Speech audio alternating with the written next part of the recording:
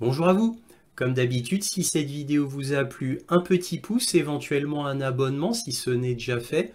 Tout cela est très important pour moi. Éventuellement un petit don, lien dans la description si vous appréciez mon travail, bien sûr. Donc là, c'est le point sur l'Ukraine du 7 septembre 2024 avec comme titre principal les interminables conséquences de cette grande offensive sur Kursk. Donc des conséquences funestes pour l'Ukraine, comme déjà vous le savez depuis plusieurs semaines, si vous me suivez, eh bien ça continue. On a même un grand journaliste allemand, Julian Hopke, qui travaille au Bild, qui donne son témoignage, il donne beaucoup d'exemples funestes justement pour l'Ukraine, alors qu'il est archi pro-ukrainien. Nous verrons tout cela bien sûr. Et nous verrons surtout que cela n'a pas changé. Donc tout se confirme semaine après semaine, surtout concernant les pertes ukrainiennes, dans le sens les pertes humaines et les pertes de véhicules blindés. Alors vraiment très très peu maintenant, je le vois, de médias occidentaux contestent cela. Alors évidemment, beaucoup disent que c'est pareil, voire pire chez les Russes, ce qui est absolument un non-sens, une absurdité totale, puisque quand les Ukrainiens ont fait leur grande offensive, il n'y avait quasiment rien à cette frontière. Quelques centaines de conscrits, tout au plus, tout au plus. Donc là, beaucoup d'aviation a été envoyée, dans le sens avions de combat, principalement des Sukhoi 25, beaucoup d'hélicoptères de combat ont été envoyés de tout type, beaucoup d'artillerie ont été envoyées, et aussi beaucoup de conscrits encore. Beaucoup de drones ont été envoyés, beaucoup de bombardements à l'arrière des Ukrainiens ont été faits avec énormément de FAB, principalement par des Sukhoi 34, un petit peu par des Sukhoi 35. Donc en gros, comment les Russes peuvent avoir plus de pertes ou autant de pertes que les Ukrainiens, alors qu'à la base il y avait quasiment rien à Kursk. Certes, encore une fois, je le répète, des renforts ont été envoyés, mais c'était des petits renforts qui venaient de Belgorod, et ça s'est fait un petit peu au compte-gouttes, j'ai envie de vous dire, puisque la Russie, ayant mis la priorité sur le Donbass, a décidé de parer uniquement au plus urgent en envoyant un maximum d'avions de combat, un maximum d'hélicoptères, un maximum de drones, beaucoup d'artillerie, mais quasiment pas de chars, quasiment pas de véhicules blindés.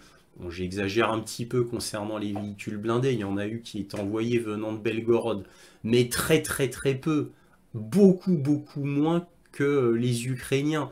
Donc à la base c'est complètement absurde de dire qu'il y a eu autant de morts et autant de matériel détruit côté russe et côté ukrainien.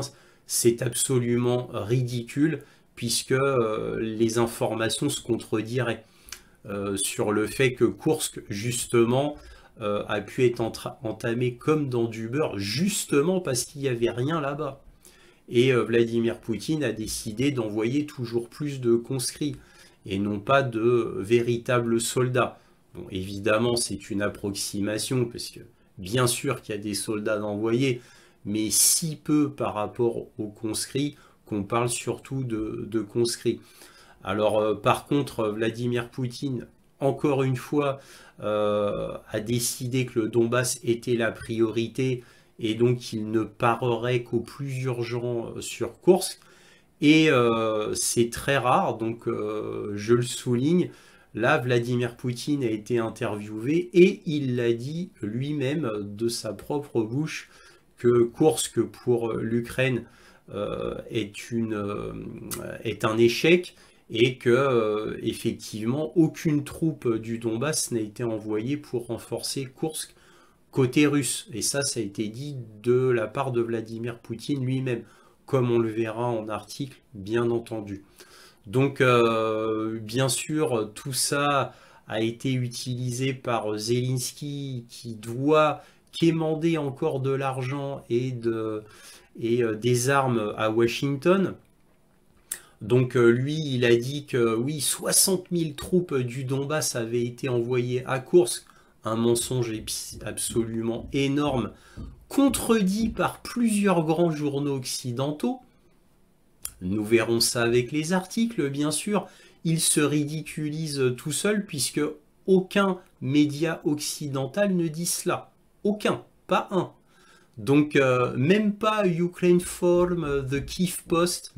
Et d'ailleurs, pour la petite anecdote amusante, quand Zelensky a été interviewé par The Kiev Independent, un autre journal, The Kiev Independent, un des grands journaux ukrainiens, Zelensky donc dit cela, The Kiev Independent reprend les termes de Zelensky en disant voilà, le président dit que 60 000 soldats russes sont partis du Donbass pour renforcer Kursk, et The Kiev Independent, hein, pourtant en conclusion dit nous ne pouvons pas confirmer les dires du président. Ça fait très mal quand même, très mal. Et nous allons voir ça ensemble, bien entendu, je vais vous montrer tout cela, c'est assez rigolo. Bref, donc ça c'était concernant Kursk. Autre information importante, on a le gouvernement de Kiev qui a décidé de faire une purge au plus mauvais moment, bien sûr, en pleine crise, il fait une purge. Alors, il n'y a que deux options de cette purge. Soit le président Zelensky est affligé de l'incompétence de son entourage gouvernemental et a décidé de se débarrasser de tous ces misérables incompétents. En premier lieu, son ministre des Affaires étrangères Kouleba, qui certes traînait une réputation d'un des plus mauvais ministres des Affaires étrangères du monde, tellement il a fait des bourdes, des gaffes en insultant d'autres diplomates pendant ces négociations. Bref, ça a été une catastrophe. Alors c'est peut-être ça, malgré que l'Ukraine soit en pleine crise, ou, comme certains le font flotter, comme certains disent, eh bien ce serait un ordre de Washington. Et en plus, ce ne serait pas la première fois, parce que là, pour le coup, par exemple, l'ancien ministre de la Défense ukrainien, c'est à la demande de Washington qu'il a été viré. Voilà, donc bon, ça c'est avéré. Alors maintenant, quoi, avéré. Évidemment, on va pas le crier sur les toits, mais bon, tout le monde et tous les connaisseurs étaient d'accord, et là, il n'y avait même pas de débat, j'ai envie de vous dire. Par contre, là, c'est le mystère complet de cette purge, et certains disent que ce serait un ordre de Washington parce que c'est trop catastrophique, trop de corruption, là fallait virer tout ça, malgré pourtant les menaces carrément de Washington sur Kiev depuis déjà plus de 2 ans, des menaces contre Zelensky pour lui dire tu nous vires tout ce beau monde, tous ces généraux, tous ces ministres, parce que ils se servent trop dans le panier, et ce qu'on vous donne, eh ben, il y en a trop qui sont pris par ces oligarques, par ces ministres, par la mafia ukrainienne, par les seigneurs de guerre ukrainiens. Donc toi, Zelensky, tu vas mettre le haut là. Ça a été dit dans les médias, hein. Là, par contre, c'était il y a, bon, certes, un bon moment, il y a plus d'1 an, mais c'était dans les médias, ça. Parce que ça allait beaucoup trop loin. N'oublions pas le reportage de CBS il y a presque 1 an et demi qui disait, alors un grand média américain, énorme, télévisuel, qui disait que 70% de l'armement donné par l'Amérique était détourné en Ukraine. Encore une fois, par les mafias, les seigneurs de guerre, les oligarques, nanani, nanana. Je vous ai même fait une vidéo qui vous montrait le reportage intégral et complet de CBS. Donc voilà, j'avais même fait une vidéo et je vous avais montré l'intégralité de ce reportage en anglais sous-titré français à l'époque. Là, il est disponible que sur ma chaîne Analyse du Monde sur Odyssée. Bref, voilà, cette énorme purge, donc on ne sait pas que c'est... Apparemment, il n'y a que ces deux options. Ensuite, on va parler de d'Ougledar et là, je suis assez content puisque la semaine dernière, concernant Ougledar, une de mes sources me disait que la 72e brigade mécanisée allait partir d'Ougledar et donc fait que Ougledar devient, on va dire, très vulnérable par rapport aux Russes. Eh bien, c'est confirmé. Ça a été confirmé cette semaine par Mariana Bezouglaya, toujours elle, la députée de la Rada qui fait partie du Conseil de sécurité ukrainien. Et elle nous l'a dévoilé. Je vais vous montrer tout cela, bien sûr. Donc c'est confirmé. Et pourquoi je suis content? Bah, ça veut dire que ma source russe est fiable. Et oui, donc là, je suis content parce que des sources russes fiables, il n'y en a pas beaucoup. J'ai beaucoup de sources. Des fiables, j'en ai pas beaucoup. J'en ai qu'une poignée. Bref, donc très intéressant, mais encore une fois, cela ajoute au destin funeste de l'Ukraine qui va bientôt perdre Ougledar, puisque Ougledar, je vous le dis depuis des mois, que déjà Ougledar avait d'énormes problèmes d'approvisionnement et ces derniers mois quasiment plus approvisionné, voire plus du tout en réalité, mais ça je ne peux pas l'affirmer. Donc Ougledar était déjà bombardé de tous les côtés, et je parle surtout de son pourtour pour faire que l'approvisionnement soit quasiment nul. Et donc là, le fait qu'il y ait une retraite de la 72e brigade mécanisée, une des meilleures d'Ukraine, hein, ça fait partie des grandes brigades ukrainiennes comme la 80e, la 82e, ça c'est des grandes brigades prestigieuses, on va dire les meilleures d'Ukraine restantes, j'ai envie de vous dire. Donc Ougledar qui tombe, la seule et l'unique véritable forteresse qui est là depuis presque le début de la guerre, j'ai envie de vous dire, même depuis le début de la guerre, puisque c'est une véritable forteresse, donc armée comme une forteresse dès 2015. Donc c'est un verrou extrêmement important qui va permettre aux Russes d'avoir une autoroute dans cette région-là. Alors pareil, Tchassiviar, pour vous donner les dernières nouvelles du front, apparemment les Russes seraient arrivés jusqu'au milieu de Tchassiviar. Par contre là, je ne suis pas sûr de moi, j'ai des informations un peu contradictoires. Donc pour les optimistes russes, ils auraient atteint le milieu, et pour d'autres sources russes, ils seraient en train d'atteindre le milieu de Tchassiviar. Ça veut dire que là, c'est le début de la fin pour Tchassiviar, qu'aura tenu bien, bien longtemps. Parce qu'il y a plusieurs mois de cela, pas tant de mois que cela, il y a peut-être 2 ou 3 mois, je vous avais montré une vidéo de LCI, un extrait de LCI, qui avait interviewé le commandant de Tchassiviar, et c'est le commandant même de Tchassiviar qui disait que Tchassiviar allait bientôt tomber. Alors évidemment, comme là c'était médiatique, l'Ukraine, Kiev a envoyé dès lors des renforts, sans cesse des renforts à Tchassiviar pour que Tchassiviar tienne, puisque Tchassiviar est le plus grand verrou d'Ukraine, ne l'oublions pas. Le deuxième plus grand verrou, c'est Ougledar. Voilà. Alors, Pakrovsk, dont on parle tant, c'est le plus grand nœud logistique, ferroviaire et routier. C'est pas le plus grand verrou. Le plus grand verrou, c'est Tchassiviar, suivi d'Ougledar.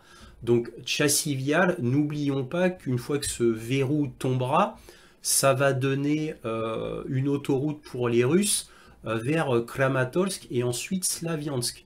Donc c'est absolument vital. Et en plus, juste à côté de Tchassiviar, au sud-ouest de Tchassiviar, il y a Kostiatinivka. Pareil, ville très importante. Alors évidemment, tout n'est pas très important, mais c'est quand même important. Donc au sud-ouest de Tchassiviar, Kostiatinivka, n'oublions pas cette ville, dont on parlera très bientôt beaucoup dans les médias, après que Tchassiviar soit tombé. puisque moi, d'après mon analyse de tout ce que je vois sur le terrain, quand Chassivyar sera prise, l'armée russe là-bas va se diviser en deux, une grosse partie vers Kramatorsk et une partie plus petite vers Kostiatynivka. Ce n'est que mon avis, peut-être que je me trompe, mais en tous les cas, c'est comme ça que moi je l'analyse. Nous verrons bien ce que l'avenir nous préparera. Donc voilà, donc Ougledar, ça va être quelque chose d'absolument énorme.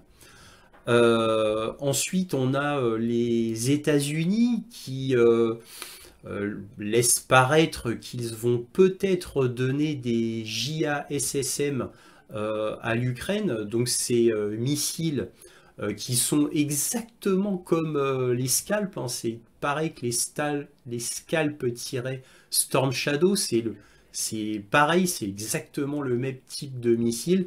Sauf qu'un Storm Shadow, c'est environ un Scalp, si vous voulez. Bon, on va dire le Scalp parce qu'on est français, monsieur.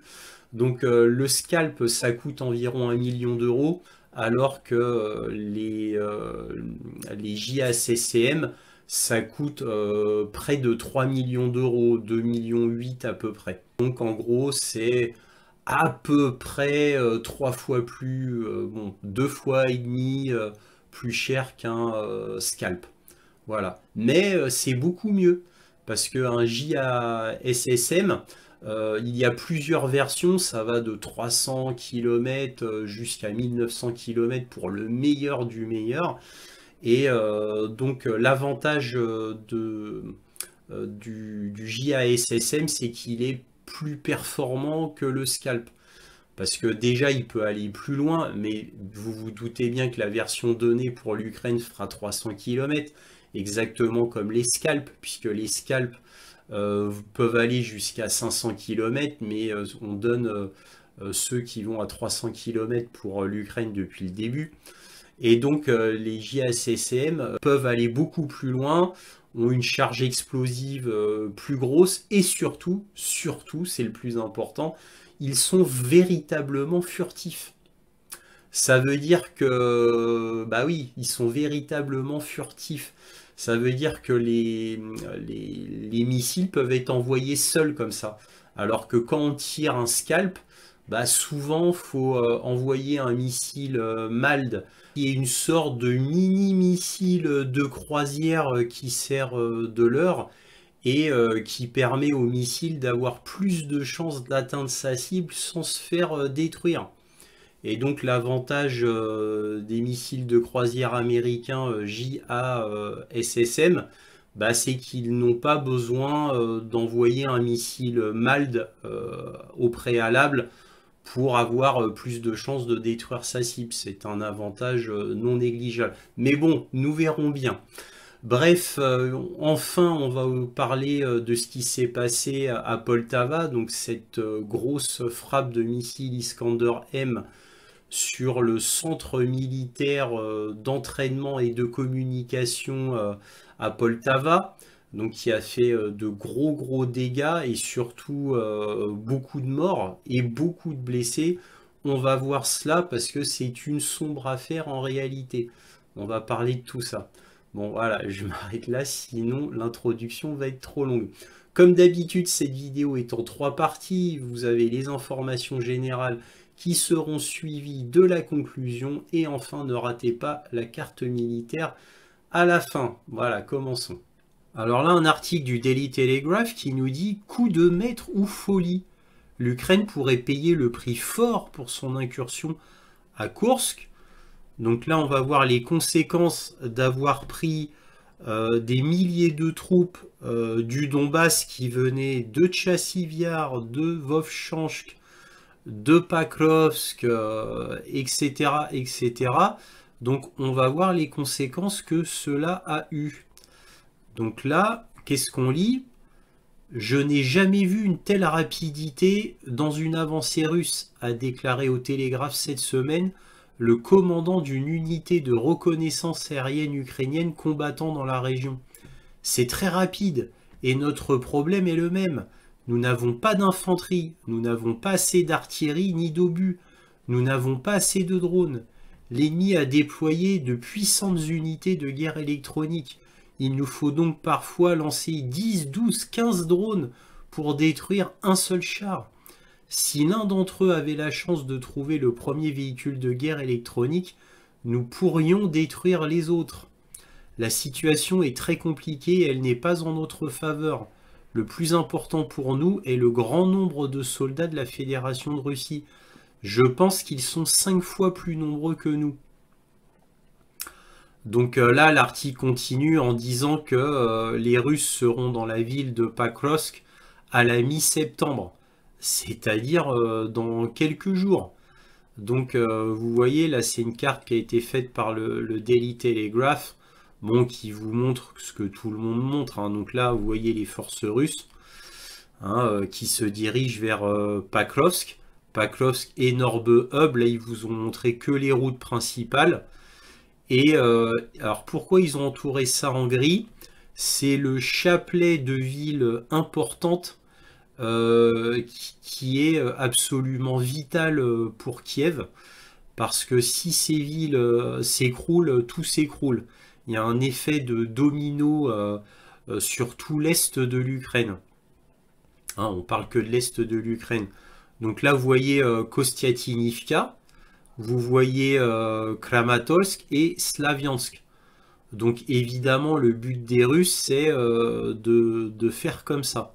Parce qu'ils sont ici, donc ils vont faire comme ça. Alors comme je vous l'avais montré la semaine dernière, il y a une partie des forces russes qui va aller dans cette direction, hein, qui va longer la route vers Pakrovsk, et une autre partie des forces russes qui doit monter normalement comme ça, vers Kramatorsk et ensuite Slaviansk. Bon, ça c'est le Graal des Russes, hein, cette partie-là. Alors évidemment, là pour l'instant, ils en sont encore très loin.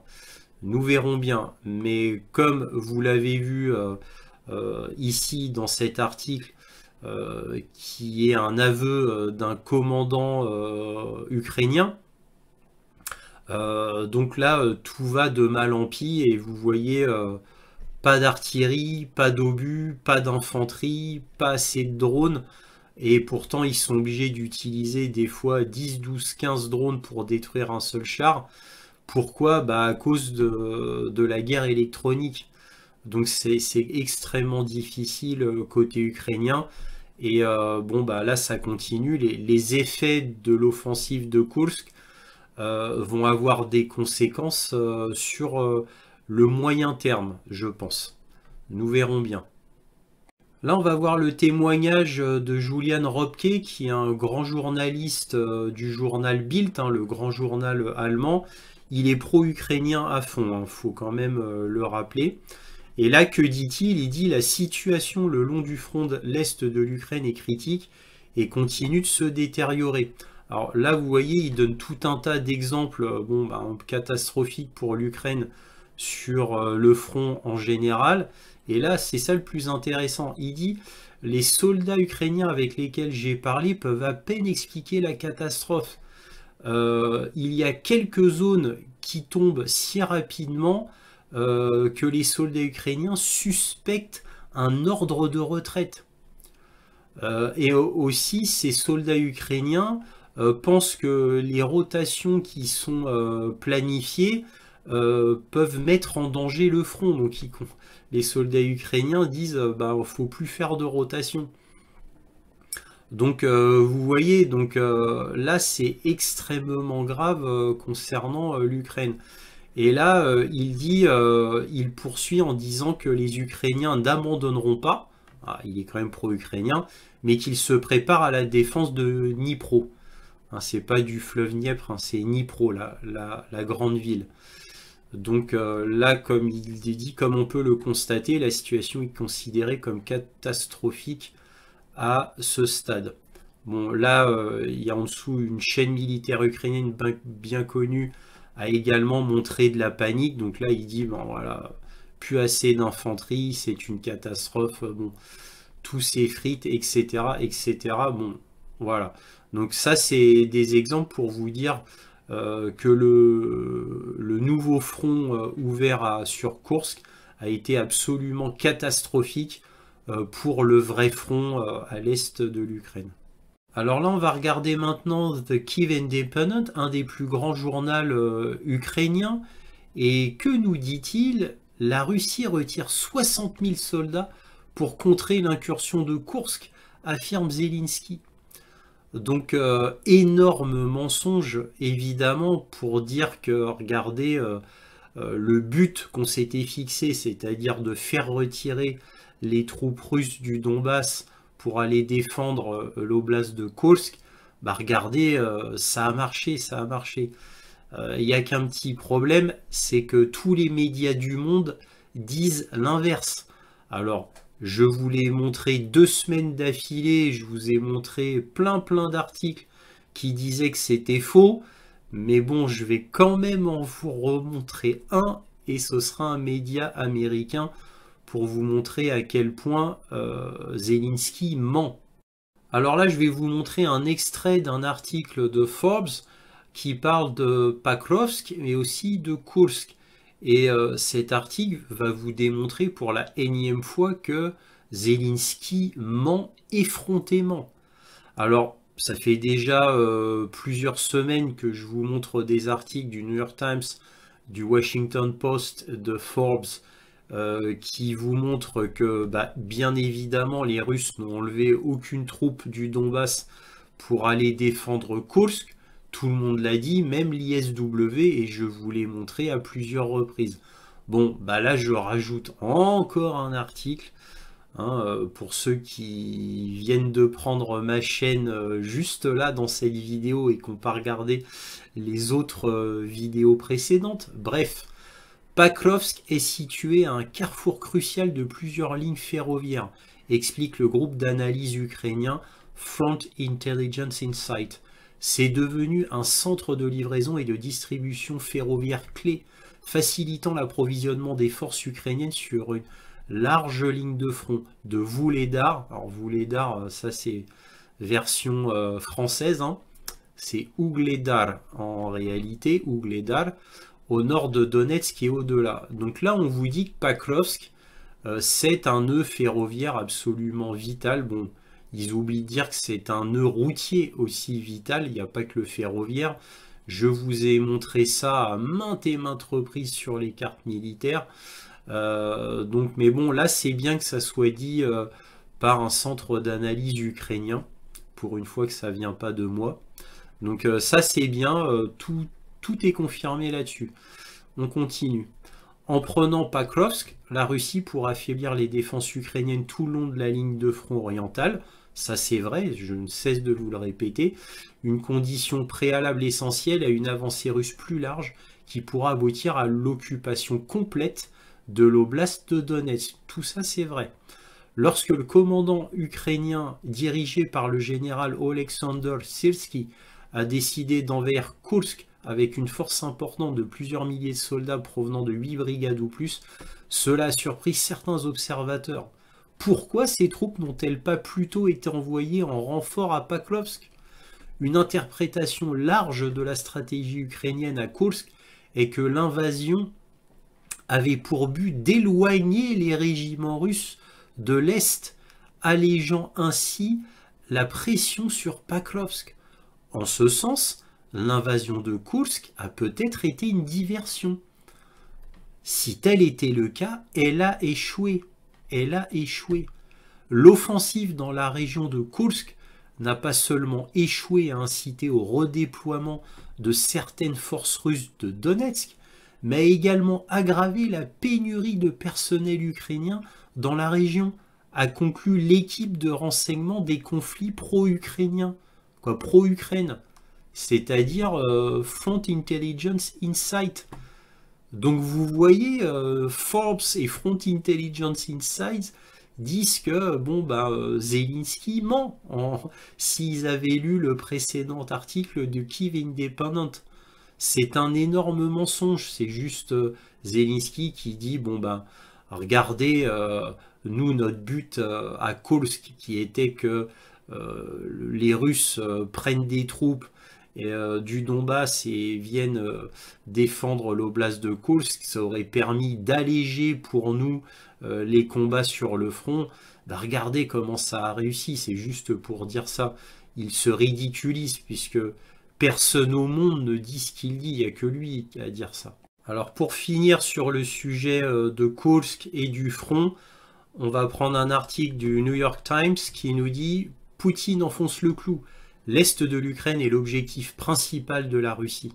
Rejetant l'invasion récente de Kursk par l'Ukraine, le dirigeant russe a déclaré que Kiev avait fait une erreur en essayant de forcer Moscou à détourner ses forces de la région du Donbass. » Alors que Kiev envoie des renforts dans l'est de l'Ukraine pour tenter de stabiliser ses lignes défensives défaillantes, le président russe Vladimir Poutine a amplifié jeudi ses menaces contre la région, qualifiant l'offensive de Moscou dans la région de premier objectif prioritaire de son armée. Lors d'une conférence internationale à Vladivostok, M. Poutine a cherché à présenter l'avancée difficile de son armée dans la région orientale du Donbass comme la preuve de l'échec de la stratégie militaire ukrainienne. Il a largement écarté la conquête par l'Ukraine de centaines de kilomètres carrés de territoire russe dans la région de Kursk, la considérant comme une simple diversion qui serait réglée au fil du temps. Kiev a fait une erreur, a-t-il dit, en déployant des unités assez grandes et bien entraînées pour l'offensive de Kursk. L'objectif de l'ennemi était de nous rendre nerveux et inquiets, de transférer des troupes d'un secteur à un autre et de stopper notre offensive dans des zones clés, en premier lieu dans le Donbass, a déclaré M. Poutine lors de la conférence. Est-ce que ça a marché ou pas? Non. Voilà, donc ça c'est Poutine qui dit lui-même que la diversion de Kiev, qui était de forcer les Russes à prendre des troupes du Donbass pour aller sur Kursk, ça n'a pas fonctionné, et là c'est Vladimir Poutine qui le dit lui-même. Donc évidemment, encore une fois, là vous voyez, quand vous lisez la suite de l'article, ils ne disent pas que c'est faux, hein. Bien entendu, hein, tout le monde est d'accord là-dessus. Je vous l'ai déjà montré depuis déjà au moins 2-3 semaines dans tellement d'articles, je ne vais pas revenir dessus. Voilà, et c'est terminé concernant Kursk et le front. Alors maintenant, on passe à la purge du gouvernement de Zelensky par Zelensky lui-même. Donc on va commencer avec un article du New York Times qui nous dit « Zelensky poursuit la refonte de son cabinet ». Le parti du président Volodymyr Zelensky a annoncé mercredi une liste de 9 candidats au poste ministériel, marquant le plus grand remaniement au sein du gouvernement depuis le début de la guerre contre la Russie. Alors évidemment, tout le monde se pose la question, mais pourquoi fait-il ça maintenant? En pleine crise, en pleine guerre, au moment où il est le plus mal? Pourquoi fait-il cette refonte? Est-ce qu'il veut remettre du sang neuf dans son gouvernement en espérant qu'en virant les incompétents et en remettant de nouveaux, il va changer la donne? On ne le sait pas. En tous les cas, c'est quand même très très étonnant qu'il fasse ça maintenant, en pleine crise, en pleine guerre, au moment où tout va mal. Les nouveaux qui vont arriver, bah, ils auront tout à apprendre, tout à connaître, tout à savoir, comme ça, en urgence. Et bah, les anciens, vont-ils faire un passage de connaissances? Je ne le sais pas. Un transfert de connaissances. Nous verrons s'ils auront le temps. Mais pour moi, c'est vraiment incongru comme décision. Bref, continuons. Alors voici tous ceux qui ont été poussés à la porte. On a le ministre des Affaires étrangères Kouleba, ministre de la Justice, on a le ministre des Industries stratégiques. Alors lui, Alexander Kamyshin, lui, il avait un poste très important. Je comprends pas pourquoi il l'a viré, mais bon, bref, allez savoir. Ministre de la Protection de l'Environnement et des Ressources Naturelles, bon ça, aucun intérêt. Vice-premier ministre chargé de l'intégration européenne euro-atlantique, aucun intérêt. Ministre de la réintégration des territoires non contrôlés de l'Ukraine, si ça pourrait être utile, mais bon, bref. elle n'a pas fait long feu. Et là, un des plus importants, Rostislav Šurma, lui, il était considéré comme le bras droit de Zelensky, donc quelqu'un, un des bras droits, pourrait-on dire, parce qu'il y a Umerov aussi et Yermak qui sont extrêmement importants. Lui, on va dire qu'il est juste après Umerov et Yermak. Donc quelqu'un de très important, très écouté par Zelensky. Alors, on ne sait pas pourquoi il a viré tout ce beau monde, à l'exception de Kouleba. Là, il y a eu des fuites, on sait pourquoi. Vous voyez, Sensor.net, là, il parle de Shurma, donc qui était un peu le messager de Zelensky pour tout le monde, et une sorte de conseiller, hein, c'est un peu le remplaçant d'Arestovitch, si vous vous souvenez d'Arestovitch, qui était le conseiller principal de Zelensky. Il a été, pendant la première année de la guerre, il a été le conseiller principal de Zelensky. Arestovitch, maintenant, est un ennemi de Zelensky. Il n'arrête pas de dire du mal du gouvernement de Kiev, mais bon, là, je digresse. Donc lui, quelqu'un d'important, je ne sais pas pourquoi il l'a viré. Alors maintenant, lui, Kouleba. Alors là, on a beaucoup plus de billes concernant Kouleba. Alors là, c'est marqué dans ce journal qu'il a été viré parce qu'il n'a pas pu négocier concernant les États-Unis pour avoir des missiles longue portée.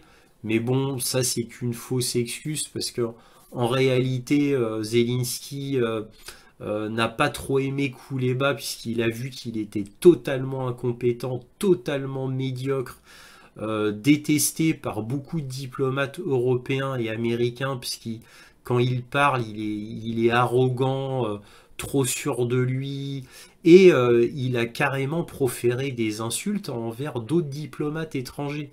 Carrément.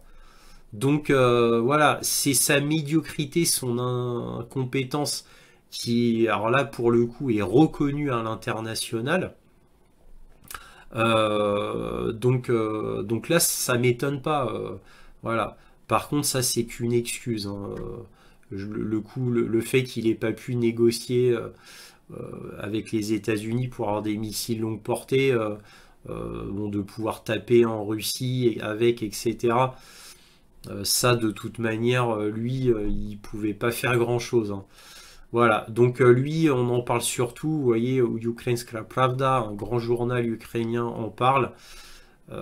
Donc là, ça fait très mal. Et comme je dis, pourquoi toutes ces personnes ont été virées maintenant? Pourquoi maintenant? C'est très étrange.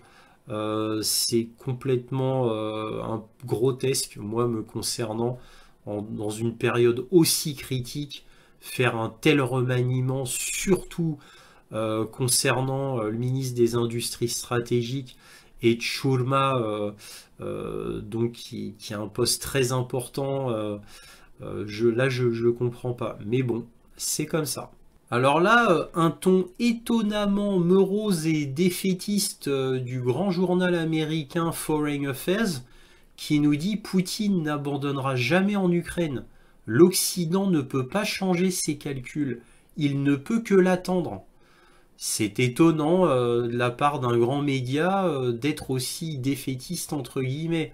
Parce que là, traduction, ça veut dire que l'Occident ne peut strictement rien faire et l'Occident ne peut qu'attendre ce que va décider Vladimir Poutine ou ce que va faire Vladimir Poutine. Ils ne peuvent qu'attendre, observer et voir. Voilà, c'est ce que nous dit en gros Foreign Affairs. Quand on lit l'article, c'est assez morose.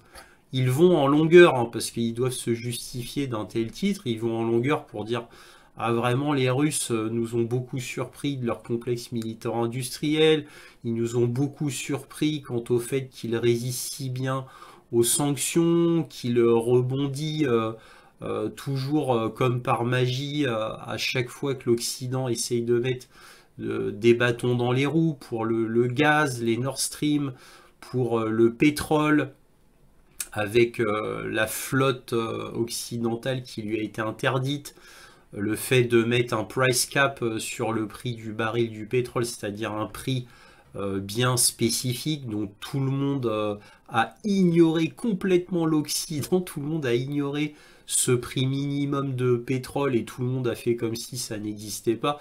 Donc petite humiliation contre l'Union vis-à-vis de l'Union européenne d'ailleurs. Et puis voilà, donc c'est que des trucs comme ça, donc je comprends qu'ils soient un petit peu moroses, mais là ils ont été très forts quand même, hein, en disant que l'Occident ne peut qu'observer. C'est pas faux, hein, c'est pas faux, mais c'est triste pour l'Occident. Alors là, je ne résiste pas à vous montrer cet article du Daily Telegraph qui date du 3 septembre. Et là, quand vous lisez ça, le Daily Telegraph fait vraiment pitié. On tombe dans le pathétique, mais vraiment le plus terrible. Alors voilà pourquoi je vous dis ça. Voilà le titre, hein.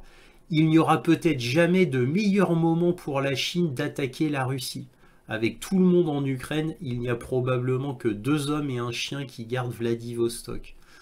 Voilà.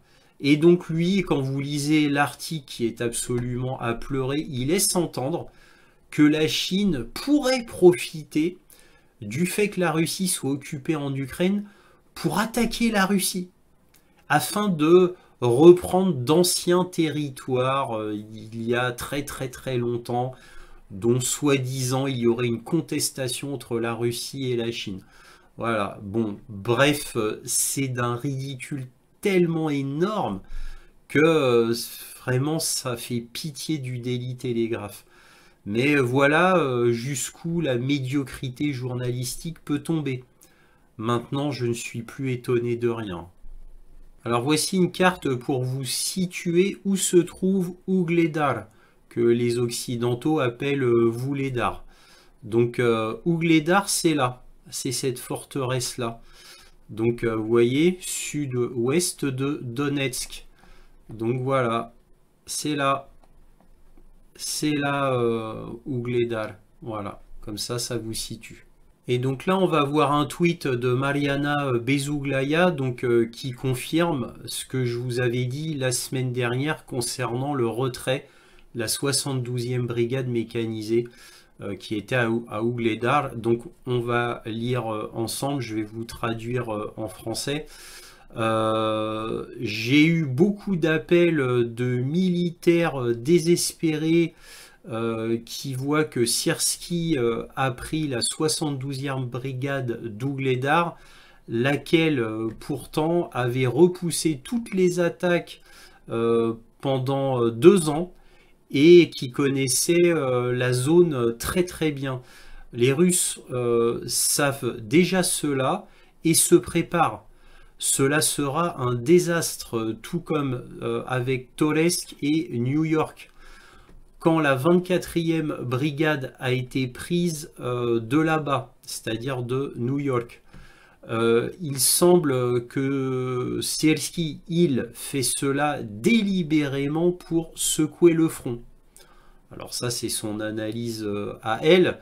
Mais bon, en tous les cas, effectivement, c'est vraiment pas bon pour les Ukrainiens, parce que là, elle précise que les Russes le savent déjà. Vous allez me dire, c'est normal, ils surveillent cette zone très très précisément, surtout avec des drones. Donc ils voient bien quand une brigade s'en va. Hein, une brigade, c'est pas 2 hommes. Hein. Ça peut être plusieurs centaines d'hommes, hein, voire plusieurs milliers même. Hein. Après, la notion de taille de brigade diffère énormément, puisqu'on a le nombre d'hommes d'une brigade en théorie quand tout va bien, et on a le nombre d'hommes réels d'une brigade pendant une guerre. Donc vous voyez, bon bref, peu importe, cela se voit. Donc tout ça, c'est très très mauvais, et vous notez qu'elle accuse toujours Syrski, hein. Là, carrément, elle ose dire qu'il semble qu'il fasse cela délibérément pour secouer le front. Maintenant, allez comprendre ce qu'elle sous-entend avec ça. Bref, passons. Alors maintenant, concernant l'attaque de Poltava, il y a quelques petites informations à dire. Alors on va déjà commencer par ce que nous dit les grands médias. Donc là, BBC qui nous dit l'Ukraine affirme que des soldats font partie des 51 morts dans l'attaque aux missiles de Poltava. Alors c'est normal que ça soit des soldats qui meurent puisque c'était le centre de communication militaire de Poltava. Et d'ailleurs c'est pour ça que les Russes l'ont touché. Donc on nous dit au moins 51 personnes ont été tuées, 271 autres blessés dans une frappe de missiles russes sur la ville de Poltava, dans le centre de l'Ukraine. Bon, concernant le Poltava, là c'est un missile Iskander M qui a fait cela, ces dégâts. Alors là, concernant Poltava, je reprends une de mes sources qui est Simplicus the Thinker et qui nous dit la frappe sur le 179e centre de formation de l'Institut militaire des troupes de transmission de Poltava, officiellement appelé l'Institut des communications militaires de Poltava, a été particulièrement douloureuse pour l'Ukraine car il semblait abriter non seulement un programme technique vital sur les drones, mais aussi de précieux instructeurs suédois pour le prochain transfert d'avions AWACS suédois. Alors c'est pas du tout un AWACS, hein. Là c'est la source dit AWACS, c'est pour que vous compreniez, hein.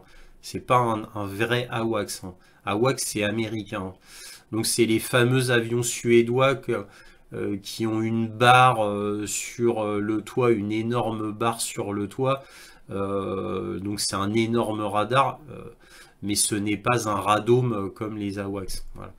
Donc présentés comme de futurs changeurs de jeu, c'est la traduction de Game Changer. Donc en gros comme de futurs objets qui changeraient la donne et qui fonctionneraient en tandem avec les F-16 pour décimer l'armée de l'air russe à distance. Donc là il nous donne le témoignage d'un certain Koryenko Sergei qui nous dit ma Poltava a été l'épicentre des hostilités depuis maintenant 5 jours. Les défenses aériennes opèrent 2 fois par jour. À 9h10 ce matin, des roquettes ont frappé beaucoup de nos soldats là-bas. Beaucoup sont morts et sont blessés. Voilà. Donc là, autre chose, les rapports directs des Ukrainiens sur le terrain concernant les pertes causées par l'attaque de Poltava sont stupéfiants. Un médecin ukrainien fait état de 215 morts et 340 blessés. Donc c'est elle, le médecin ukrainien à Poltava, a déclaré que les pertes causées par l'attaque contre le centre d'entraînement militaire s'élevaient à 215 morts et 340 blessés. La vidéo a depuis été supprimée, mais elle est médecin dans les forces armées ukrainiennes. Donc on va regarder ça ensemble. Donc là, environ 20h du soir, il a été rapporté que 41 morts et 180 blessés par les autorités. C'est un non-sens complet. Il y a beaucoup plus de morts. 215 morts, 340 blessés. D'où viennent ces chiffres de 41 morts et 180 blessés? D'où ils sortent ça? Ils nous racontent des histoires. Comme à Nikolaïev, à Odessa. C'est toujours la même chose. Vous êtes vraiment sérieux là? Combien de gens doivent mourir pour que vous finalement vous compreniez que tout cela n'est pas nécessaire?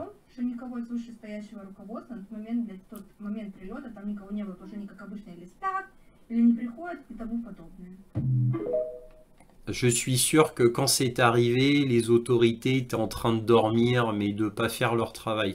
Bon, ce médecin, cette femme médecin de l'armée ukrainienne est très très en colère apparemment. Voilà, donc ça c'était vraiment intéressant à montrer. Et ce n'est pas fini. Toujours Simplicus the Thinker nous dit mais il se peut que ce chiffre ait été atteint au début avant que la majorité des corps ne soient retirés car les rapports ultérieurs ont fait état de chiffres encore plus catastrophiques. Un blogueur ukrainien local a avancé le chiffre de plus de 700 morts. C'est lui. Voilà. 760 morts. Hein.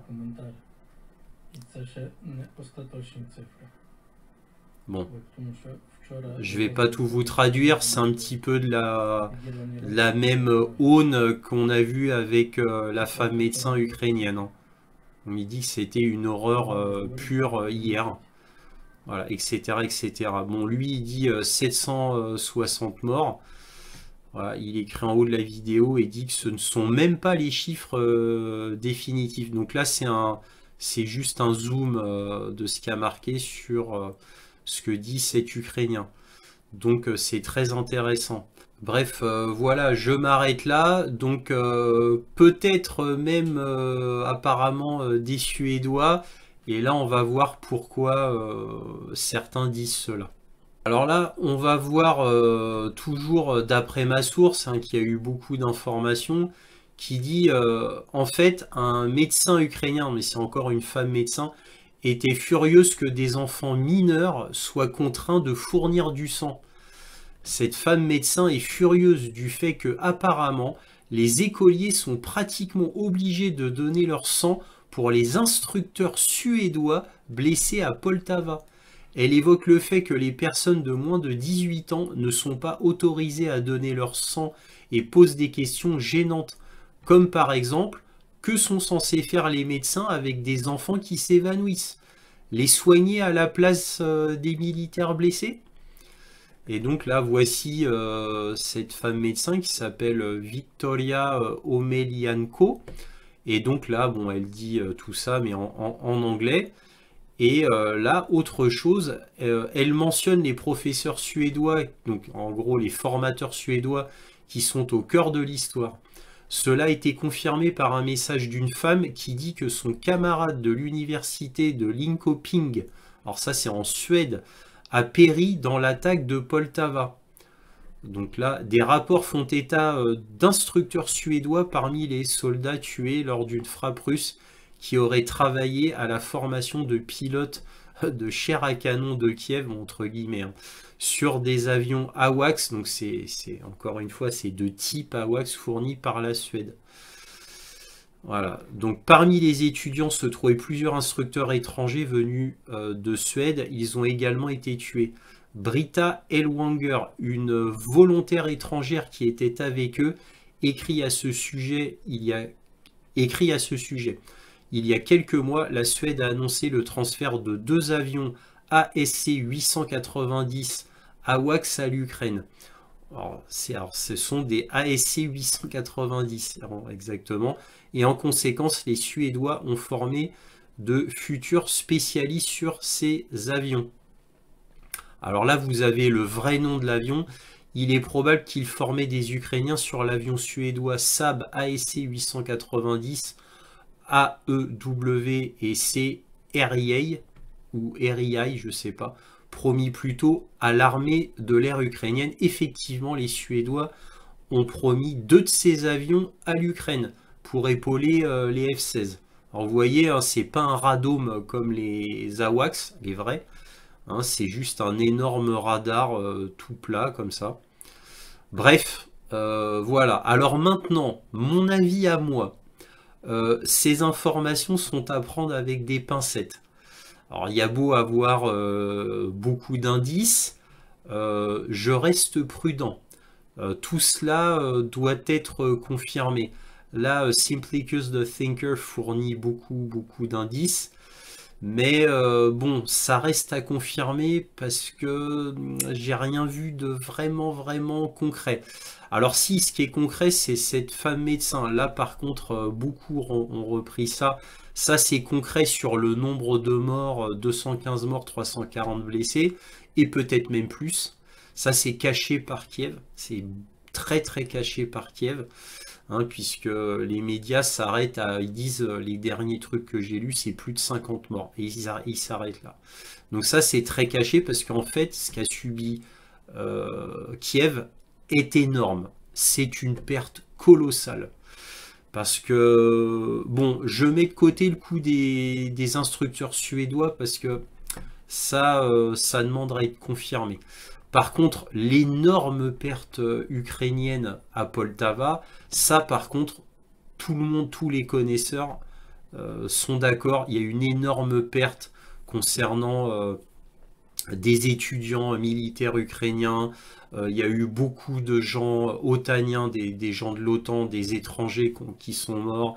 Il y a eu effectivement beaucoup d'instructeurs, mais pas des, pas de ce que j'ai lu, moi, des blogueurs russes, pas des Suédois, mais des instructeurs pour d'autres choses, mais des cyberattaques, etc. Bon, c'est extrêmement varié. N'oublions pas que c'est un centre de communication. Et d'après certains blogueurs russes, les Russes auraient surtout attaqué ce centre parce qu'ils savaient qu'il était plein, qu'il y avait énormément de monde dans ce centre à ce moment-là. Et c'est pour ça qu'ils l'auraient attaqué. Et aussi parce que ce centre de communication pratiquerait des cyberattaques contre la Russie. C'est ce que j'ai lu. Maintenant, quant au fait qu'il y ait eu énormément de monde dans ce centre au moment où il y a eu les attaques, ça fait un scandale en Ukraine à Kiev, hein. Parce qu'il y a beaucoup qui hurlent sur Kiev en disant mais comment ça se fait que vous avez mis autant de personnel militaire dans un même endroit? Puisque comme c'est arrivé à 2 reprises que Kiev se fasse détruire dans un hôtel, il y a eu énormément de forces otaniennes, de mercenaires otaniens qui ont été tués avec des officiers du gouvernement de Kiev, des officiers importants militaires ukrainiens. Et c'est arrivé que lors d'une remise de décoration, il y avait des dizaines et des dizaines d'officiers, de sous-officiers, de soldats d'élite qui étaient en train d'être décorés et ils ont été frappés par un missile Iskander. Donc ça leur est arrivé à 2 reprises et normalement ça ne devait plus arriver. Ils devaient faire très attention à ça. Donc là en ce moment à Kiev, il y a beaucoup d'Ukrainiens qui hurlent, qui sont mécontents, en colère, parce que ça n'aurait pas dû arriver. Alors maintenant, moi je jette pas forcément la pierre à Kiev parce qu'il faut bien des gens au même endroit, dans un centre militaire de communication pour travailler ensemble. Donc moi personnellement, je ne jette pas la pierre au gouvernement de Kiev là-dessus. C'est malheureux ce qui leur est arrivé, c'est une tragédie, mais bon, Kiev agit pour moi tout à fait légitimement dans ce centre de communication. Ils faisaient leur travail. Donc, bref, après, chacun son avis, hein.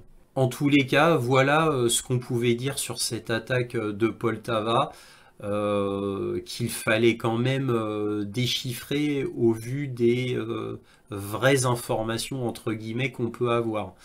Alors maintenant, là, c'est chacun décidera si c'est vrai ou non le coup des instructeurs suédois. Moi, j'attends de voir, mais en tout cas, pour le nombre de morts et de blessés, on peut dire que c'est une quasi-certitude. Il y a trop de témoins sur place ukrainiens qui ont témoigné. Mais ce n'est pas fini concernant Poltava avec les 2 Iskander qui sont tombés dessus.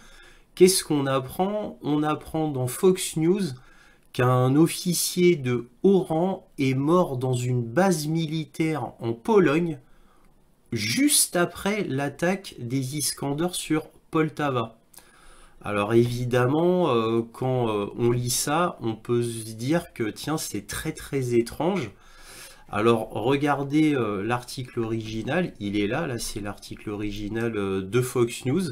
Et quand vous lisez l'article original de Fox News, on nous dit qu'un soldat américain, un lieutenant-colonel, Joshua Kamara, 45 ans, qui était basé au camp de Kusisko, siège du quartier général avancé du 5e corps dans la ville de Poznan.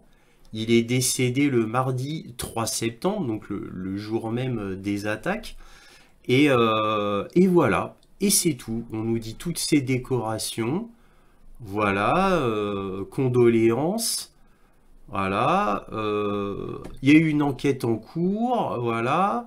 Ils ont regardé quand même, la police militaire a fait une enquête, et là, qu'est-ce qu'il déclare? Donc il dit juste c'est un officier supérieur, et un responsable de l'armée américaine a déclaré à Fox News qu'il n'y avait aucun signe d'acte criminel. Voilà, c'est tout. On l'a retrouvé mort et c'est tout. Il y a quelques paragraphes. Pourtant, c'est très très étrange. Ça devrait être très intéressant.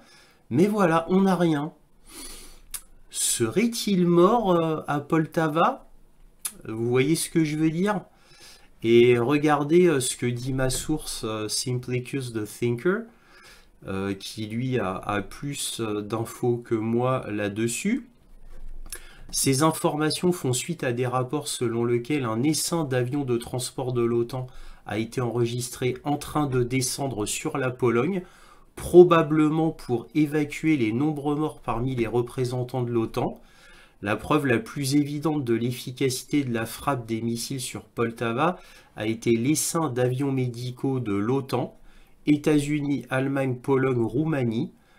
Ils évacuaient aussi bien les instructeurs blessés que les cadavres. Dans des villes comme Berlin, des convois d'ambulances gardés par la police se précipitaient vers les hôpitaux le soir. Dans le même temps, la légalisation des morts, entre guillemets, des morts du personnel de l'OTAN a commencé. Le lieutenant-colonel de l'armée Joshua Kamara est décédé subitement en Pologne. La légalisation, c'est-à-dire tous ceux qui sont morts dans le centre d'entraînement et de communication de Poltava, faut bien légaliser leur mort d'une façon ou d'une autre. On ne peut pas dire qu'ils sont morts dans le centre à Poltava. Vous m'avez compris. Donc là, comme je vous l'ai montré, Joshua Kamara est mort en Pologne. Nous sommes confrontés à de nombreux accidents inattendus d'hélicoptères, de yachts et de jets privés, ainsi qu'à des incidents de randonnée dans le monde entier, avec le passage soudain du personnel de l'OTAN. Ensuite, Sputnik semble valider le nombre élevé de victimes, donc citant une source militaire de haut rang. Alors, je vous montre l'article original. Là, c'est Sputnik International qui dit « Une frappe russe contre un centre d'entraînement et de communication, il faut quand même ajouter, à Poltava a tué et blessé environ 500 mercenaires européens. » Bon, alors est-ce vrai, est-ce faux, je ne le sais pas. Hein. Je vous montre la version de Sputnik. Après, on y croit, on n'y croit pas. Chacun se fera son avis là-dessus. À la suite de l'attaque de missiles russes contre un centre d'entraînement à Poltava le 3 septembre, environ 500 spécialistes militaires ont été tués et blessés, y compris des mercenaires européens, a rapporté une source militaire de haut rang. À la suite de cette frappe, environ 500 spécialistes ont été tués et blessés. Parmi les morts et les blessés figuraient des militaires des forces armées ukrainiennes et de la garde nationale, spécialistes des communications, opérateurs de systèmes de guerre radioélectroniques, de renseignement électronique, de véhicules aériens sans pilote, ainsi que des mercenaires étrangers venus de Pologne, de France, d'Allemagne et de Suède, qui formaient les militaires ukrainiens, a déclaré la source. Les médias ukrainiens ont rapporté mardi 3 septembre 2 explosions à Poltava, donc c'est les 2 Iskander. Sergei Lebedev, coordinateur du mouvement clandestin pro-russe de Nikolaïev, a commenté cette information auprès de Sputnik au sujet d'un raid aérien sur le camp aérien situé près de l'aérodrome militaire. Une cinquantaine de combattants français ont été tués à la suite d'une frappe du système de missiles balistiques tactiques Iskander sur une base de mercenaires étrangers à Konstantinivka en Ukraine, précise le communiqué. Donc là, c'est pas Poltava. Hein. C'est là, il y a une cinquantaine de combattants français, c'est ce que dit l'article, qui aurait été tués à Konstantinovka. Donc ça, c'est autre chose. Le 4 septembre, une frappe a été menée sur les positions temporaires de mercenaires étrangers dans la ville ukrainienne de Kryvyi Rog. Donc ça, c'est encore une fois, c'est ailleurs. Hein. Là, ils font le point sur tous les endroits où des mercenaires étrangers ont été tués en Ukraine. Le 4 septembre, le 3 et 4 septembre, pardon. L'ennemi a perdu plus de 250 militants.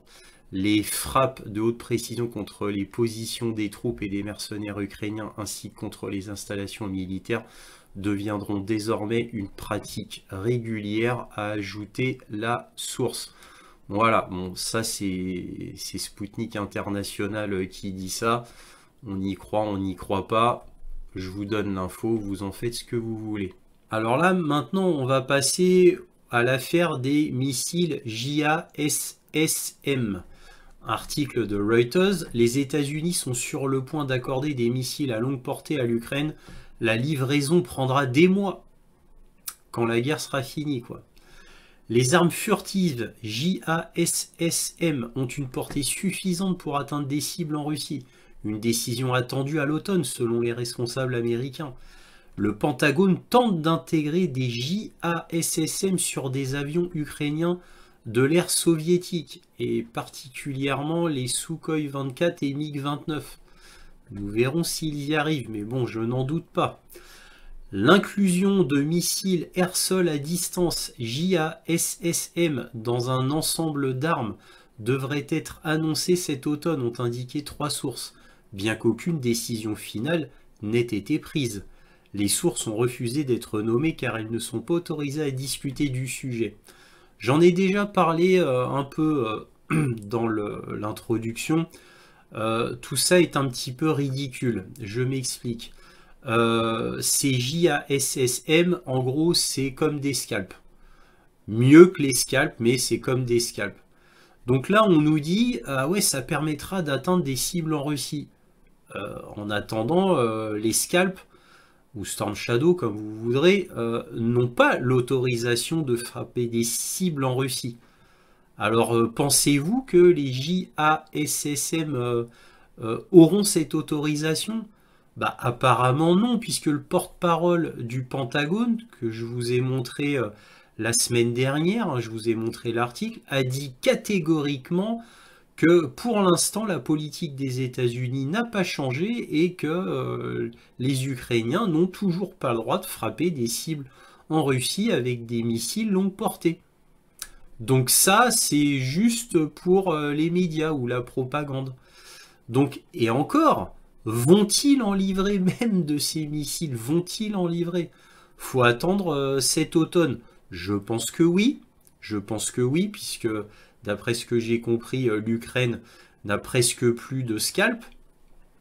Donc ils ont besoin des JASSM, dont les États-Unis en auraient environ 2000. Mais étant donné le prix de ce missile qui coûte extrêmement cher, en gros 3 fois plus cher qu'un scalp, je me doute bien qu'ils vont pas en donner beaucoup.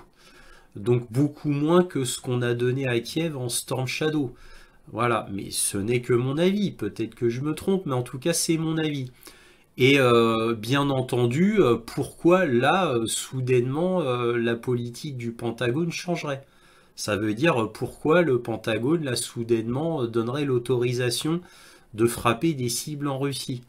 Le Pentagone a toujours été très ferme à ce niveau-là, et aux dernières nouvelles, ils ont réitéré leur refus catégorique. Voilà. Et d'après un grand journal ukrainien, le fait que Kouleba ait échoué à avoir ces missiles longue portée ainsi que l'autorisation de frapper en Russie aurait été une des raisons de sa démission. Bon, maintenant, information à prendre avec les pincettes. En tous les cas, voilà ce qu'on pouvait dire sur cette affaire de missiles. Alors là, un tout dernier article de The War Zone, après on arrête vraiment l'histoire de ces missiles, qui dit le JASSM fournira avant tout à l'Ukraine un approvisionnement régulier de missiles de croisière. Le JASSM peut pénétrer les défenses aériennes russes comme aucun autre système dont dispose l'Ukraine actuellement, mais le nombre de systèmes qui pourraient être déployés constitue son plus grand avantage. Oui, alors voici le missile en question. Alors, en effet, ça pourrait aider l'Ukraine. Déjà, si le Pentagone décide en automne de les livrer, je dis bien si, hein, n'oublions pas que c'est un missile qui coûte extrêmement cher du fait que là qu'ils ont tout misé sur la furtivité. Bon, cela dit, ce missile qui est très très bien, d'accord, mais il fonctionne surtout avec un GPS. Vous allez me dire le scalp aussi. Oui, mais le scalp a ce qui fait sa spécificité, c'est qu'il a des systèmes anti-brouillage électronique. Donc il a une certaine résistance au brouillage électronique. C'est pas le cas apparemment du JASSM, où ils ont tout misé sur la furtivité. Alors bon, attention, hein, le scalp a été facilement détruit par les Russes, parce que malgré son anti-brouillage électronique, ça reste quelque chose de très sommaire, hein. Bon, c'est si le brouilleur en face est, on va dire, assez rudimentaire, le scalp arrive à passer outre.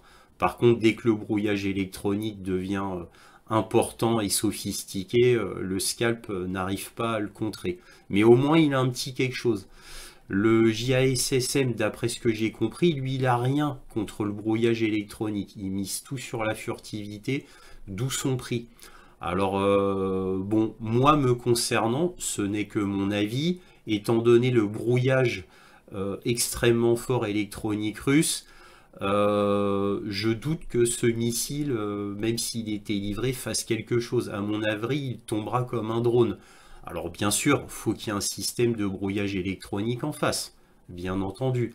Mais s'il passe dans un brouillage de guerre électronique russe, c'en est fini de ce missile-là, hein.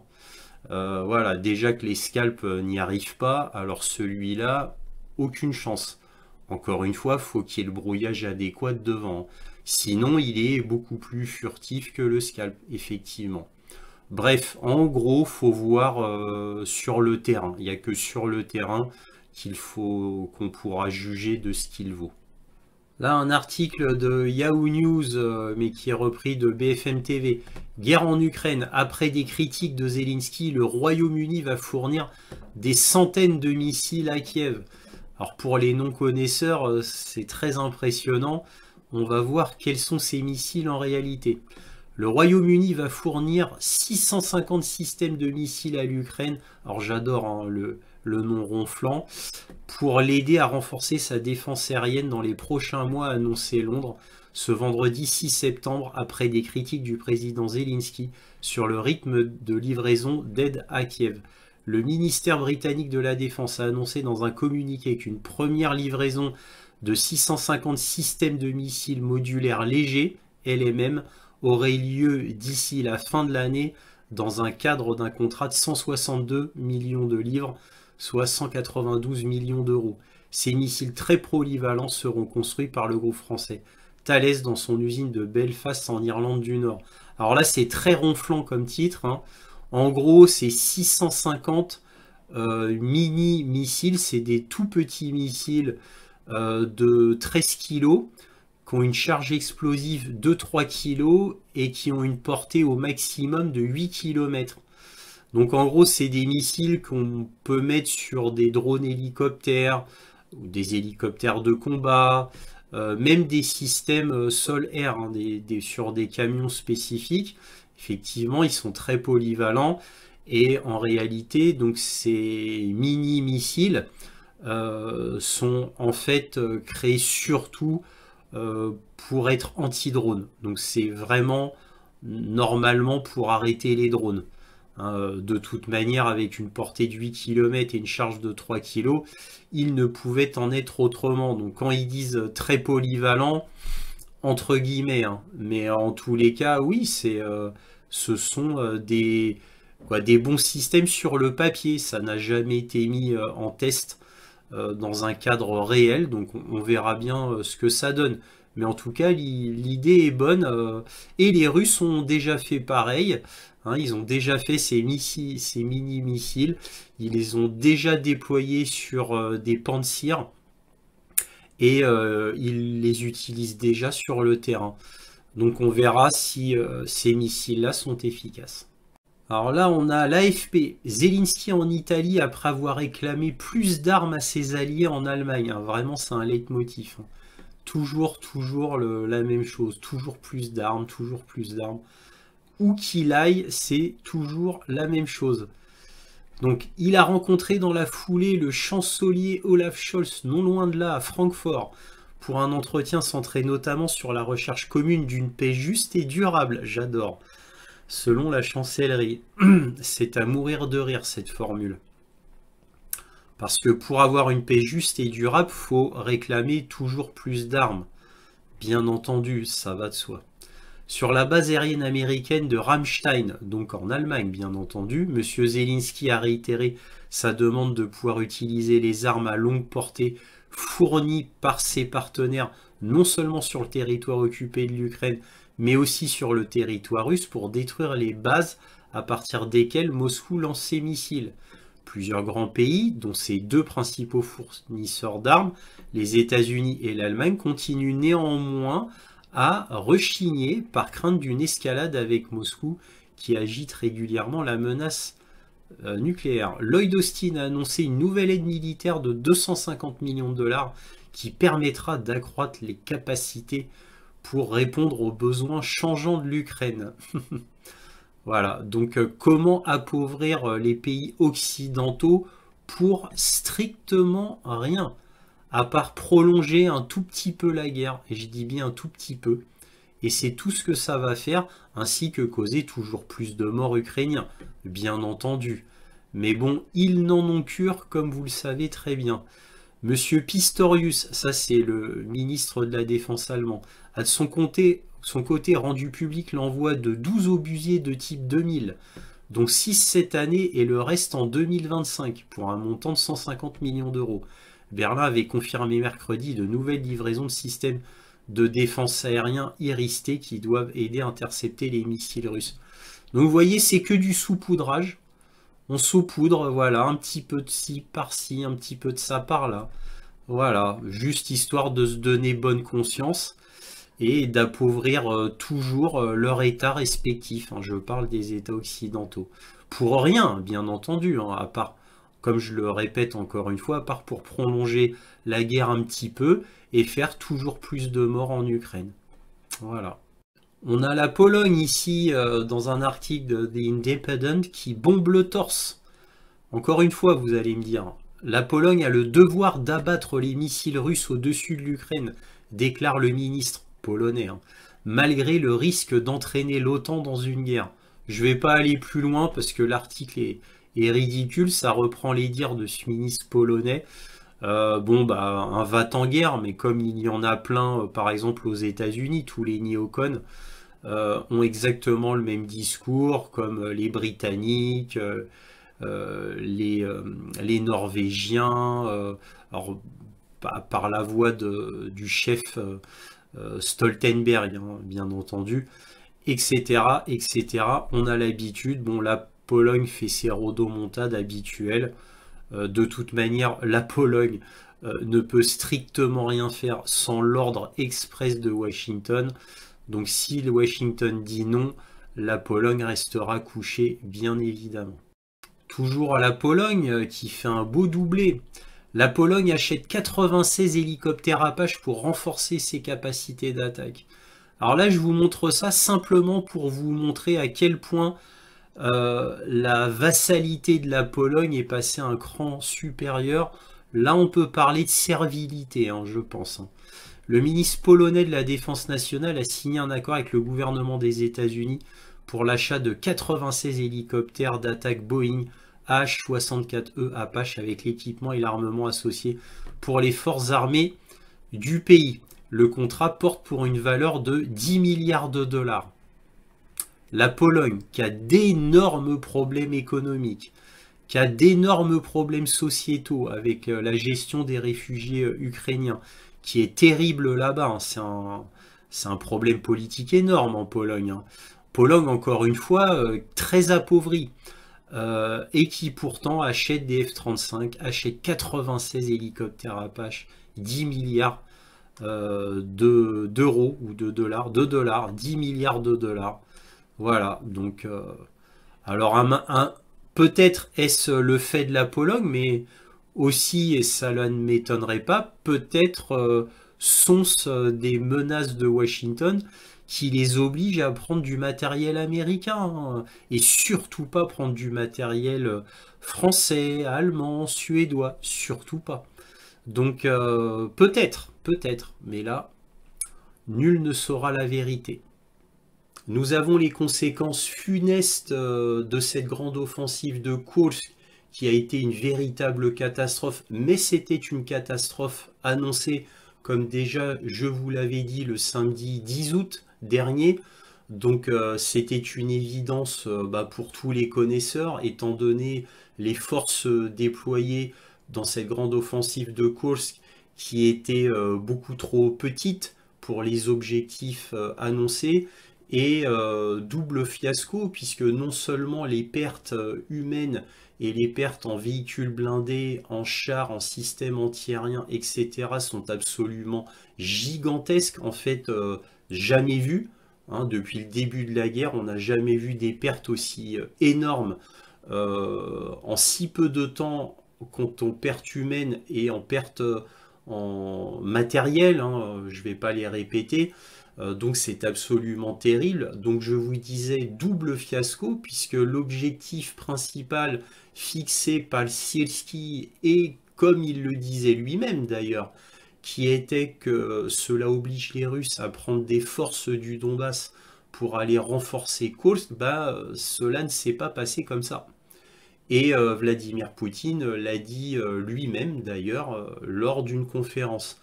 Donc c'est une véritable catastrophe. Là, ça sent vraiment la fin. Regardez ce qui s'est passé sur Ougledar. La semaine dernière, mes sources me disaient que la 72e brigade mécanisée faisait une retraite de Ougledar pour aller renforcer Pakrovsk. Cela s'est avéré vrai parce que confirmé par Mariana Bezouglaya. Donc imaginez-vous, ça veut dire que Ougledar, c'est fini. Quand on fait une retraite d'une brigade d'élite, ça veut dire que c'est terminé. Et les Russes l'ont vu et en ont profité pour faire une offensive sur Ougledar, chose qu'ils n'osaient pas faire pendant très très très longtemps. Donc Paklovsk est certes renforcé, mais renforcé pour quoi faire? Pourquoi faire? Donc on sait très bien que déjà le temps que les brigades arrivent avec les véhicules blindés, les chars, toute la logistique qui va avec, ça va prendre quelques jours. Et une fois sur place, vous doutez bien qu'ils vont pas faire grand-chose. Autre chose dont très peu de gens parlent, c'est alors que ces brigades qui viennent de Kursk, ukrainiennes, qui viennent d'Ougledar, ces brigades, ça se voit. On n'envoie pas deux hommes comme ça au compte-gouttes, histoire qu'ils ne soient pas vus par les drones de reconnaissance ou les satellites russes. Donc ils sont obligés, puisqu'ils sont en urgence, d'envoyer tout le paquet d'un coup. Donc ces brigades-là, quand ils arrivent sur Paklovsk, une partie ont disparu parce que cela s'est vu. Il y a eu beaucoup de morts quant à la brigade de Kursk et à la 72e brigade mécanisée d'Ougledar, simplement pour le fait d'aller sur Paklovsk. Voilà, parce que évidemment cela se voit et c'est facile, puisque c'est tellement étiré que c'est tellement facile de les canarder entre guillemets. Alors évidemment c'est des petites pertes par-ci, des petites pertes par-là, mais en tous les cas les brigades envoyées en aide n'arrivent pas intactes dans la région de Paklovsk. Voilà, je tenais à souligner ce fait-là. Maintenant, le coup des JASSM américains, voilà, on ne sait même pas si le Pentagone va donner son feu vert en automne pour que les Ukrainiens en aient.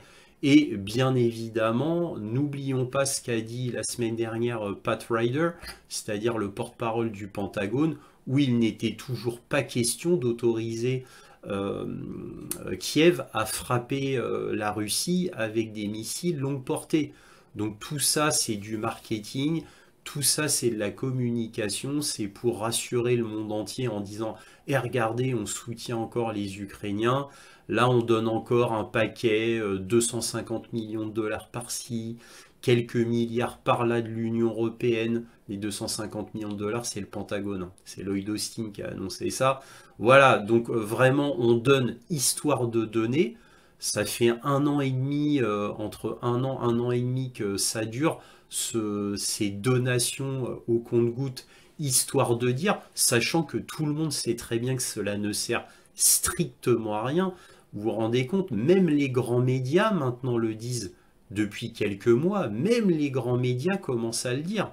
Alors évidemment, C'est au compte-gouttes que les grands médias le disent, mais ça y est, ça commence à infuser ce désespoir qui était inéluctable.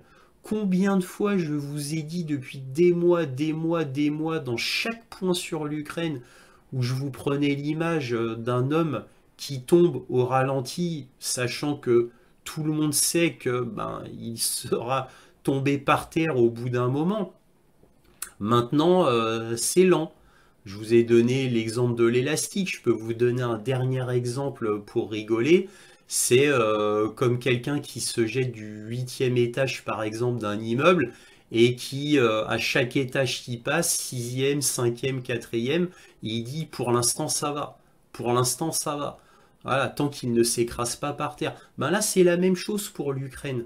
C'est la même chose. Donc tout cela est ridicule au niveau des politiques. Il y a encore des gesticulations qui sont faites pour l'aide à l'Ukraine jusqu'au bout. Il faut que l'Ukraine soit victorieuse, etc. Zelensky se démène. Alors Zelensky, il est en pleine contradiction. Il va en Italie, il va voir Olaf Scholz, il va à Washington pour demander toujours plus d'armes, de la possibilité de tirer à longue portée, etc. Alors évidemment, il n'a pas ce qu'il veut. Et en plus de ça, donc il veut absolument la paix, la paix. Alors paraît-il qu'il veut la paix avant la fin de l'année. Il veut la paix avant la fin de l'année, mais il demande toujours plus d'armement, toujours plus de financement pour combattre la Russie jusqu'à la victoire. On peut dire que ça devient de la folie, que Zelensky devient complètement fou, s'il ne l'est déjà d'ailleurs. Ça n'a aucun sens. Là, il est en train de purger son gouvernement au pire des moments. Il purge son gouvernement au pire des moments. Donc, bref, ça n'a aucun sens. Il y a des rumeurs à Londres, comme quoi Londres voudrait faire un coup d'État, virer Zelensky et placer Zaloujny à la place. C'est peut-être pour ça qu'on n'entend plus Zaloujny, ambassadeur ukrainien à Londres. Vous vous souvenez, pour ceux qui me suivent assidûment, je vous avais dit il y a quelques mois qu'il y avait un coup d'État en préparation, soit par Poroshenko, soit par Zaloujny. Et je vous avais dit que Zaloujny, c'était le poulain de Washington. Alors, bon, alors après, on n'entend plus parler, mais bon, c'est typique d'un coup d'État. Évidemment, on n'annonce pas les préparations aux médias, hein. Bref, apparemment, Zelensky devient un chien fou qui commence à devenir gênant pour l'OTAN, gênant pour l'Occident. Nous verrons bien. Bref, comme cette vidéo est déjà trop longue et qu'elle ne sera pas en deux parties, je m'arrête ici et on va passer à la carte militaire. Voici la carte militaire et on va commencer par ce qui ne concerne pas le front. Donc là, il y a eu des attaques de drones marins lancées par Kiev de cette région-là qui ont atteint les environs du port de Novorossiysk. Je dis bien les environs et non pas dans le port de Novorossiysk. Tous ces drones marins ont été détruits. Je ne vous dis pas le nombre parce que les chiffres sont contradictoires. Donc au lieu de dire des bêtises, je vous donne le consensus général. Il y a eu des drones navals, je ne sais pas, une poignée, et ils ont tous été détruits. Les épingles rouges que vous voyez là, c'est les attaques sur Kharkov, Poltava, dont on a déjà longuement parlé, la ville même de Zaporizhia et la ville de Lviv. Et ces épingles rouges sont assez exceptionnelles puisque c'est des attaques massives de centres entre guillemets otaniens, c'est-à-dire où il y a eu beaucoup de personnel mercenaires étrangers, de personnel directement otanien, français, américains, britanniques, polonais principalement, roumains aussi. Et donc là, c'est surtout des unités étrangères, tout confondu. Alors évidemment, il y a eu des soldats, des officiers, des formateurs ukrainiens dans le lot, bien évidemment. Mais là, c'était des attaques surtout qui visaient des soldats, des officiers, des sous-officiers de l'OTAN ou des mercenaires de l'OTAN. Voyez, vous m'avez compris, c'est plutôt côté otanien. Et là, vous voyez donc quatre grandes villes touchées. beaucoup de personnel otanien mort ou blessé. Ce qui m'amène à penser que là, les Russes ont vraiment fait appel à leur centre de renseignement, au FSB principalement, et au GRU, pour avoir des renseignements aussi précis. Quel bâtiment frapper, quand il fallait le frapper, au moment où il y avait tout ce personnel étranger, principalement, mais pas que, comme je l'ai déjà dit. Donc les frappes du style Poltava avec énormément de personnel étranger, apparemment c'est pas le seul endroit qui a été frappé de ce style. Vous voyez, ce qui prouve que les renseignements russes travaillent très fort et apparemment sont très efficaces. Alors, côté Kherson, là sur le front, on retourne sur le front, il s'est pas passé grand-chose. Par contre, côté Oblast de Zaporogie, il s'est passé quelque chose. Là, ça faisait très longtemps qu'on n'avait pas noté une avancée russe notable. Et là, il y a eu une avancée russe notable. Donc ça, c'est les lignes de la semaine dernière. Et donc là, les Russes, en gros, ont repris tout le terrain qu'ils avaient perdu depuis l'époque où les Ukrainiens avaient fait leur grande offensive ici, donc dans ce qu'on appelle la région d'Orirov, hein. C'est là Orirov, c'est la région d'Orirov, tout cela. Donc avancée russe notable.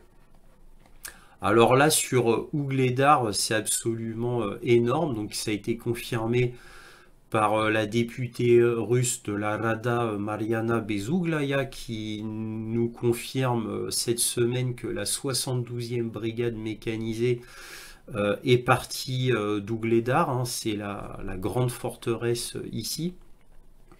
Et apparemment, cette 72e brigade mécanisée d'élite est partie en renfort de Pakrovsk. Alors il faut savoir que Pakrovsk, pendant que je parle de Pakrovsk, vite fait, a aussi reçu du renfort des brigades qui étaient sur Koursk. Les brigades d'élite qui étaient sur Koursk, en panique, en urgence, ont vite renforcé Pakrovsk, ainsi que la 72e brigade d'Ougledar. Donc c'est pour vous dire à quel point Pakrovsk c'est très important pour Kiev. Apparemment, d'après ce que j'ai compris, les Russes ont vu que la 72e brigade partait sur Pakrovsk. Ils en ont profité pour faire des tirs d'artillerie sur Ougledar et autour, et ils en ont profité pour être à l'offensive. Et ils ont avancé. Ils ont avancé de manière considérable dans l'ouest de Ougledar, mais aussi un peu, comme vous pouvez le voir, sur l'est d'Ougledar, et ils sont sur le point de prendre la ville de Voïdiane, qui est une ville importante, hein, ne l'oublions pas. Donc là, ils ont fait une grosse avancée, comme vous pouvez le voir ici, une très grosse avancée. Et comme je vous le dis déjà depuis plusieurs semaines, c'est-à-dire que les Russes veulent faire une tenaille pour encercler complètement Ougledar afin d'isoler complètement cette forteresse. Eh bien, apparemment, ce que je pensais est en train de se réaliser, hein. Donc, une tenaille est en train de se faire. En même temps, ils en ont profité pour prendre deux petites villes ici. Et apparemment, c'est en train de se faire. Ils ont attendu l'opportunité. L'opportunité est arrivée avec ce retrait de la 72e brigade. Et là, ils bombardent à l'artillerie à fond. Ils bombardent ici, bombes planantes, drones, etc. Rien ne va plus. Ougledar va bientôt tomber. Ah oui, les épingles rouges, pour ceux qui me découvrent, hein, c'est là où il y a les avancées, hein. Ça donne la direction des avancées réelles russes. Kourakovier, pourquoi je l'ai entouré en rouge? Parce que c'est devenu une petite forteresse. Ça ne l'est pas. Mais c'est rien à voir avec Ougledar, hein. Ça mérite pas le nom de véritable forteresse. Ils se sont fortifiés, va-t-on dire, avec le temps. Et Kourakovier, c'est de là maintenant qu'ils bombardent Donetsk, principalement avec des obusiers César. Voilà, donc Koulakovier, c'est une des cibles prioritaires des Russes dans cette région du front. Là, il y a eu une avancée très importante russe ici.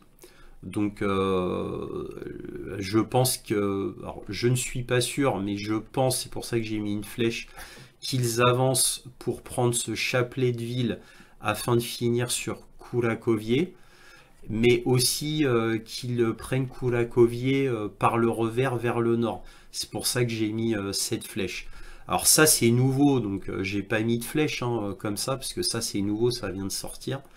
Moi, aux dernières avancées, c'est de partir de Saillant et d'aller sur Koulakovier. Bon, bah maintenant, là, c'est nouveau. Il y aura peut-être un troisième bloc armé qui va prendre ce chapelet de ville pour atteindre Koulakovier. À mon avis, c'est parti pour.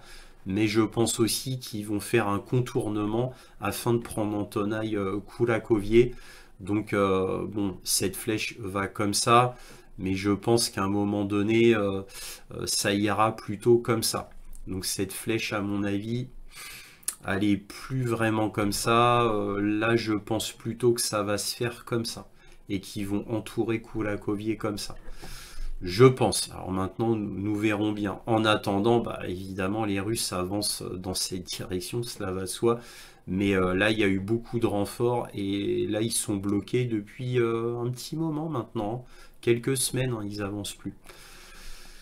Alors maintenant sur Paklovsk, il y a une petite avancée ici, mais là, ils sont bloqués sur ce saillant. Alors ils sont bloqués sur ce saillant pour deux raisons.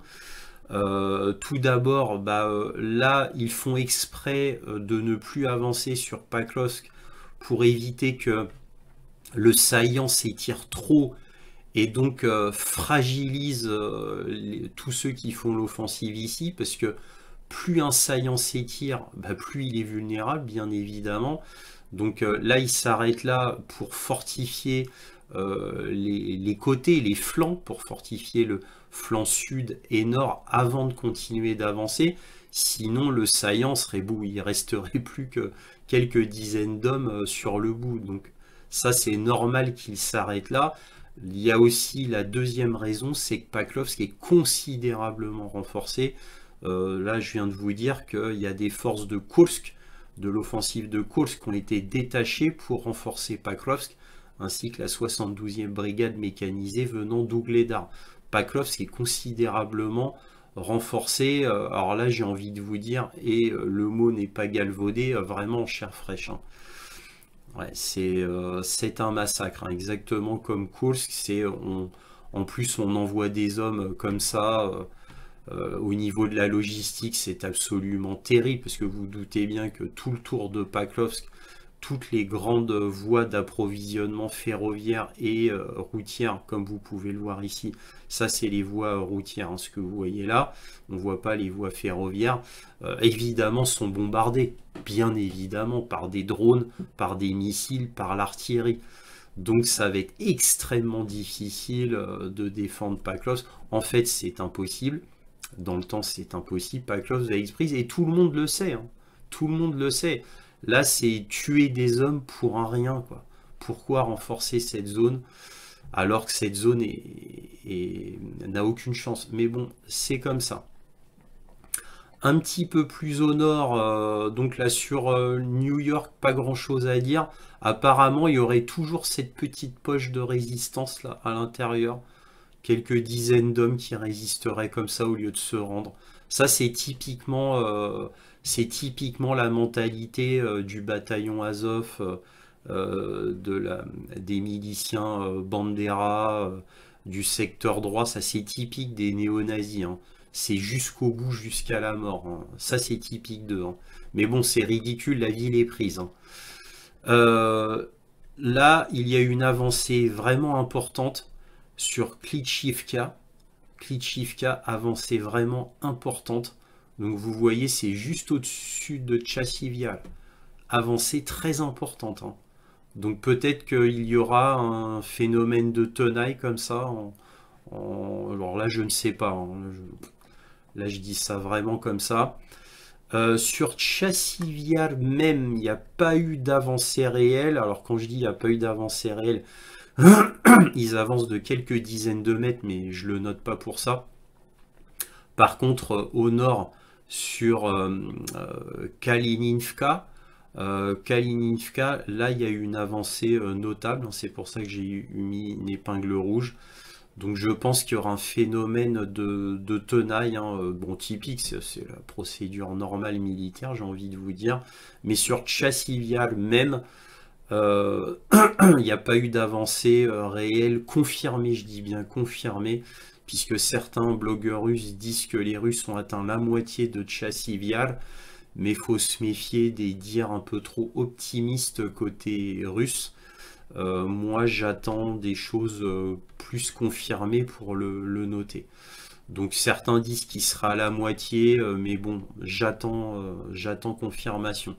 Hein. Alors évidemment, Tchassiviar, le plus gros verrou du front, de tout le front, qui donnerait la main aux Russes pour se diriger vers Kramatorsk et enfin Slaviansk. Alors là, je les ai entourés d'un énorme triangle rouge parce que une fois que ces deux villes majeures seront prises, et c'est le but des Russes depuis 2 ans, au moins 2 ans, plus de 2 ans même, eh bien on pourra dire que ce sera la fin.